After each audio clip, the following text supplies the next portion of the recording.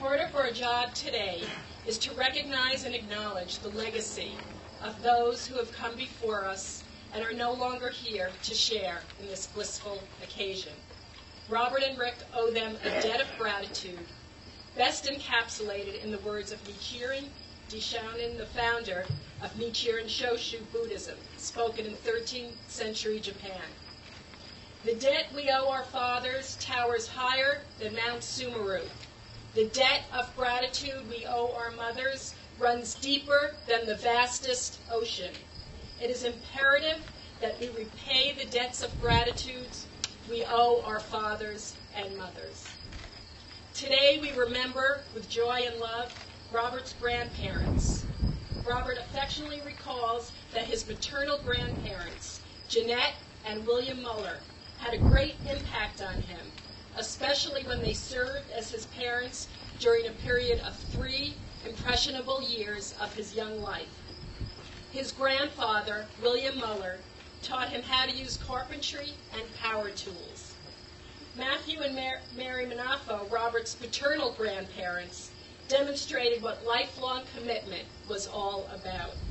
They were married for 64 years. Robert also refers to Matthew Manafo as one of his remarkable role models. Today we also remember Rick's late mother and father, Dickie and Bob Hendry. Rick knows he received his love of words and appreciation for music and theater from his mother. No one was more committed to helping him achieve the highest level of excellence and accomplishment. No one was fiercer in their determination to give him every advantage and opportunity to grow. No one was prouder of his successes nor more disappointed in his lapses. She was, in short, the best kind of advocate. He gained his love of baseball at the feet of his dad when they would watch the Yankees, back in the days when a tiny black and white TV screen was their window into the world of Mantle and Maris.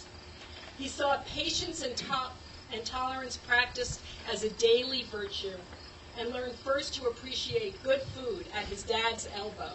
While he prepared out-of-this-world Sunday dinners, he watched in awe the spirit of the tireless caregiver who took care of his wife. Rick was determined to provide his son with the same ceaseless encouragement his father gave him. Rick recalls that his father's funeral ceremony was here, on this very ground. For him, the opportunity to marry Robert here points to the wonder and mystery of the circle of life.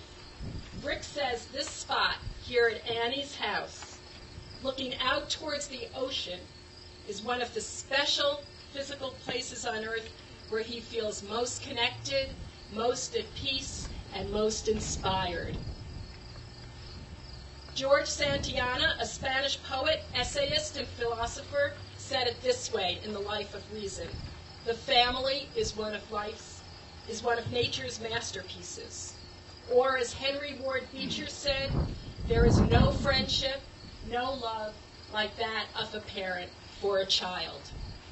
Robert honors the presence of his mother, father, and stepmother, as does Rick with his stepmother. They all provide continuous inspiration and guidance.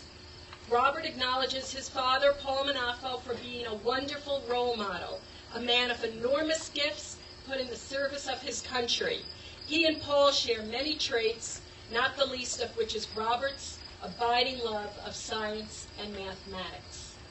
Robert says that his mother, Jane Blount, raised him for 18 years with unwavering patience and encouragement. Jane's second husband, Luther Blount, served as Robert's father for 7 years and taught him the value of a full day's work. Robert's stepmother, Ginger Manafo, was a loving surrogate, in particular during 2 years that Robert spent in Louisiana as a child.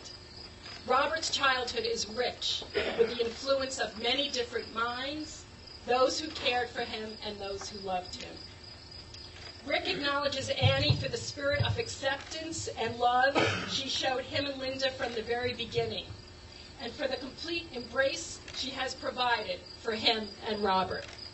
He says, "I'm overwhelmed by her generosity. Rick reveals the lighthearted aspect of his family life. The carol-filled Christmas mornings with stockings chock-a-block with all sorts of practical gifts like erasers and Crest toothpaste. Summer evenings having his dad orchestrate the game of hide in plain sight,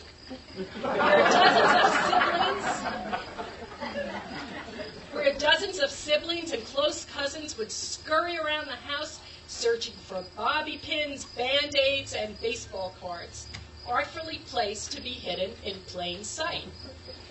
There were many raucous Thanksgivings and laugh-filled birthday dinners in which at least one person would have milk spurting from their nose while laughing hysterically. Today, Robert and Rick become family.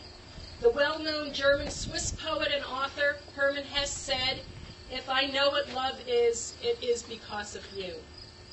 This we know for sure. Robert and Rick will weave the fabric of their family from their own original voices and self-expression. They are committed to each other's mature, masculine lives, life purposes, and new goals as they arise.